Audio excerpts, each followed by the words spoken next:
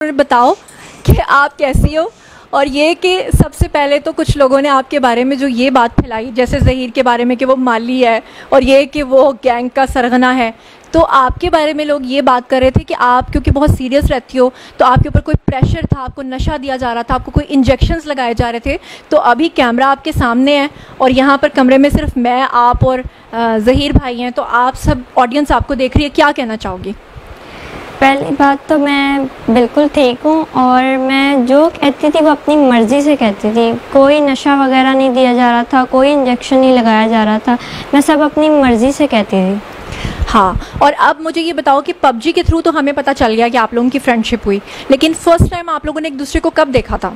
मैं जब गई हूँ लाहौर तो फर्स्ट टाइम ही मिली हूँ इनसे। तो आपने सोचा नहीं था कि अगर ज़हीर आगे से पता नहीं किस तरह का निकल आया तो, लेकिन ये मोहब्बत थी? मोहब्बत थी, सच्ची मोहब्बत। सच्ची मोहब्बत वो तो हमें इसलिए नज़र आती है कि एक ऐसी लड़की जो सिंध हाई कोर्ट से लेकर लाहौर। अच्छा हाँ, मैं चाहती हूँ कि आप जो आंसर दें, मेरे कुछ व्यूवर्स ने कहा था कि आप दुपट्टा उतार के दें। उसकी वजह यह है कि लोगों ने एक ये इल्ज़ाम लगाया कि जो सिंध हाई कोर्ट में आपने कपड़ा लपेटा हुआ था एक ब्लैक कलर का, तो लोग कह रहे थे कि आपके कानों के अंदर जो है वो कोई हैंड फ्री लगी हुई है या ब्लूटूथ लगी हुई है जिसके ज़रिए से आपको इंस्ट्रक्ट किया जा रहा है। मैं चाहती हूँ आप दुपट्टा लोगों के सामने ही उतार दो, खुदा न खास्ता बाद में कहीं ये इल्ज़ाम ना लगा दे कि आपको शायद कोई कानों में कोई चीज़ लगी हुई है। तो क्या कहना चाहोगी ऐसे लोगों के बारे में? नहीं, जो लोग आपके बारे में ये कह रहे थे कि आपके कानों में कोई इंस्ट्रक्शंस दी जा रही हैं। ऐसा कुछ भी नहीं है, मैंने सब अपनी मर्ज़ी से कहा था और मेरे कान में कुछ भी कोई एयरपॉड्स वगैरह कुछ भी नहीं लगे हुए थे। दुपट्टा मैंने इसलिए किया था क्योंकि मुझे पसंद है, अब मुझे करना पसंद है, तो मैंने अपनी मर्ज़ी से दुपट्टा निकाब वगैरह किया हुआ था। अच्छा दुआ, मैं आपसे एक और चीज़ पूछना चाहती हूँ कि आपके पेरेंट्स ने अभी रिसेंटली अपना एक स्टेटमेंट दिया है जिसे लेकर सब यूट्यूबर्स चल रहे हैं। वो ये कह रहे हैं कि जब आखिर में पूछा गया आपसे कि आप अपने पेरेंट्स को मिलना चाहती हैं, आपने जज साहब से कहा मैं नहीं मिलना चाहती, लेकिन जज साहब ने आपसे रिक्वेस्ट किया कि आप मिल लो।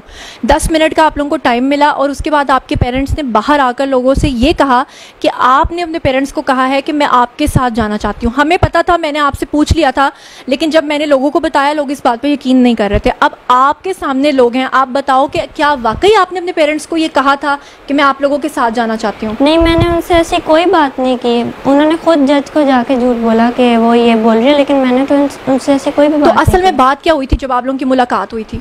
मुलाकात हुई तो वो यही बात कर रहे थे कि हम जज को जाके कहो कि हमारे साथ जाना है। तो मैंने उनको इस बात का इनकार किया कि मैंने नहीं जाना। तो फिर मैंने उनको कहा कि आप सुलह कर लें, तो उन्होंने कहा हम ऐसे सुलह नहीं करेंगे, आप जज को जाके ज़बरदस्ती कहो कि हमने जो है ना आपके साथ जाना। तो फिर मैंने इनकार कर दिया, तो फिर मैं वहाँ से चली गई थी, पर इन्होंने फिर जज को जाके झूठ बोला खुद ही। अच्छा, यहाँ पर मैं एक बात कर दूँ, सब लोग सुन रहे हैं कि देखिए पेरेंट्स जो होते हैं ना वो हमेशा अपने बच्चों का अच्छा सोचते हैं। मेरा पहले दिन से कोई ऐसा मकसद नहीं था कि हम खुदा न खास्ता ज़हीर के वालिदैन को बुरा कहना चाह रहे हैं या दुआ के। वो भी पेरेंट्स हैं और वो भी पेरेंट्स हैं। ज़ाहिरी बात है, अगर उनकी बेटी आ गई है वो कंसर्न होंगे, उनको भी इस बात की फ़िक्र होगी कि हमारी बेटी पता नहीं किस हाल में है।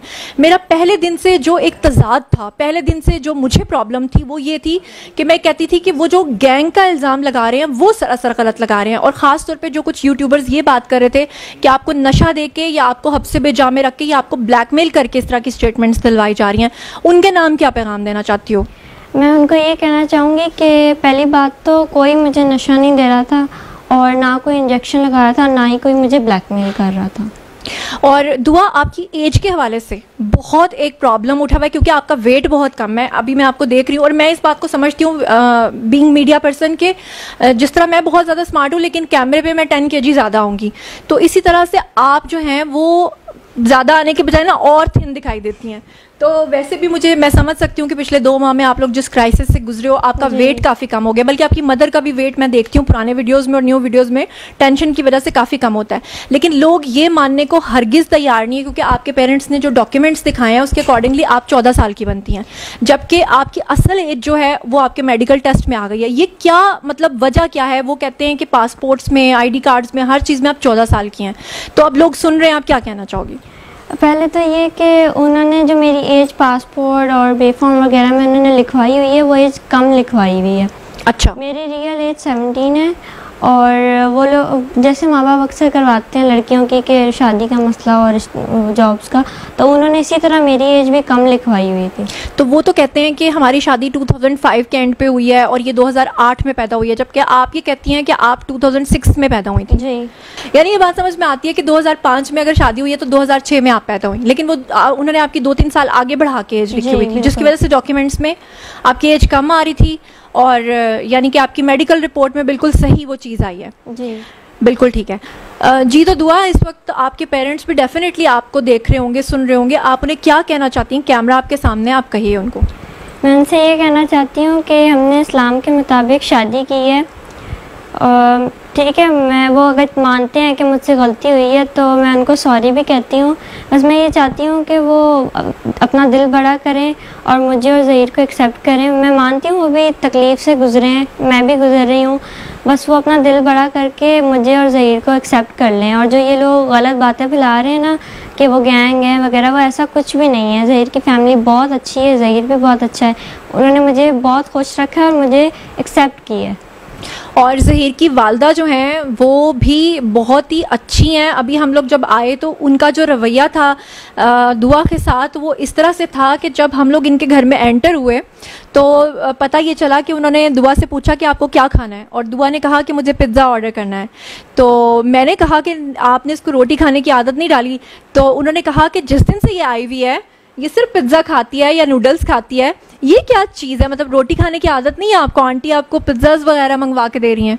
जो मैं मांगती हूँ वो मुझे फ़ौरन ला कर देती हैं, बस मुझे इन चीज़ों की आदत है तो मैं वही खाती हूँ। और मुझे एक और बात पता चली दुआ के बारे में कि ये पराठा अव्वल तो खाती नहीं है और अगर खाए तो नमक के साथ खाती है, ये क्या सीन है?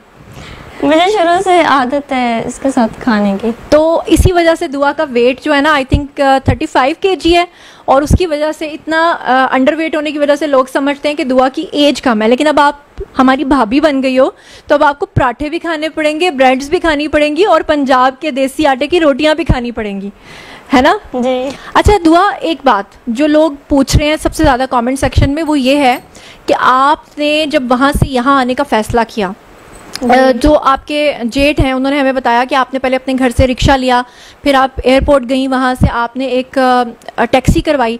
लोग इस बात को किसी भी सूरत मानने को तैयार नहीं, क्योंकि वो ये कहते हैं कि एक इतनी छोटी सी छटांग भर लड़की कैसे ये हो सकता है कि बजाय कि ज़हीर का कोई फैमिली मेम्बर आपके साथ शामिल ना हो या आपको कोई लेने ना गया हो, ये पॉसिबल ही नहीं है। वो लोग कहते हैं कि हम मान ही नहीं सकते कि आप अकेले वहाँ से आए हो। तो आप अल्लाह ताला को हाजिर नाजिर जान कर जो कहना चाहती हो, कैमरा आपके सामने, लोग आपको सुन रहे हैं, आप बताओ। सबसे पहली बात तो ये कि ज़हीर को और ज़हीर की फैमिली में से किसी को भी ये पता नहीं था कि मैं इस तरह आ रही हूँ, और मैं खुद ही आई हूँ अकेली। मैंने खुद टैक्सी करवाई, रिक्शा से पहले अपने घर से लेकर वहाँ उसको कहा कि मुझे टैक्सी स्टैंड पे छोड़ दें, उन्होंने मुझे वहाँ छोड़ा, तो फिर मैंने वहाँ से खुद टैक्सी करवा के खुद लाहौर में अपनी मर्जी। यहाँ पे मैं आपसे एक सवाल पूछना चाहती हूँ, क्योंकि लोगों के कंसर्न्स हैं। वो कहते हैं कि इतनी छोटी सी लड़की अगर अकेली टैक्सी में आकर बैठ जाए तो टैक्सी वाला कैसे, खुदा न खास्ता, उसको वहाँ इतने घंटों का सफ़र है, 12, 13, 14 या 24 घंटे का, तो इतनी दूर से वो कैसे सेफली उसको ले आया? खुदा न खास्ता क्यों उसके साथ कोई हादसा नहीं हुआ? जैसे आजकल हमारे आप सुनती हैं कि किस तरह की स्टोरीज़ हैं। तो जब आप बोल तो आप सच रही हो, लेकिन जब आप ये बात करती हो तो लोग नहीं यकीन करते कि आप अकेली कैसे टैक्सी में आ गई। सबसे पहले तो मैं अल्लाह का शुक्र अदा करती हूँ, उनकी पहले दिन से लेके आखिर तक मेरे जो है ख़ास करम था मेरे साथ, उन्होंने मेरी बहुत मदद की है। तो अल्लाह की मदद थी, क्योंकि मैं जो ना इस्लाम के मुताबिक एक इस्लामी काम करने जा रही थी। शुरू दिन से मैंने माइंड बना लिया था कि मैं शादी करूँगी और इसमें शादी में बरकत है, तो अल्लाह ने मेरी मदद की, तो अल्लाह की वजह से सारा हो गया।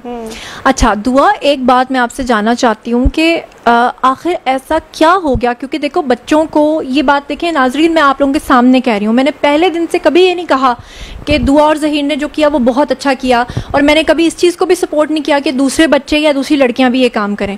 लेकिन मैं यहाँ आपसे ये जानना चाहती हूँ कि जब बच्चे अपने पेरेंट्स से जिद करते हैं कि हमने यहाँ शादी करनी है, पेरेंट्स को भी उनकी सोच का, उनकी विश का थोड़ा ख्याल रखना चाहिए, क्योंकि अब हम 2022 में बैठे हुए हैं। पुराना दौर नहीं है जहाँ पे तस्वीर दिखा के शादी कर दी जाती थी। लेकिन आखिर आपके साथ ऐसा क्या हुआ कि आप इस हद तक मजबूर हुई कि आपको लगा कि अब बस घर छोड़ देना चाहिए? क्योंकि आप पेरेंट्स को मना भी तो सकती थी ना, लेकिन ऐसा क्या लम्हा आया कि आप इतनी मजबूर हो गई कि आपने घर छोड़ दिया?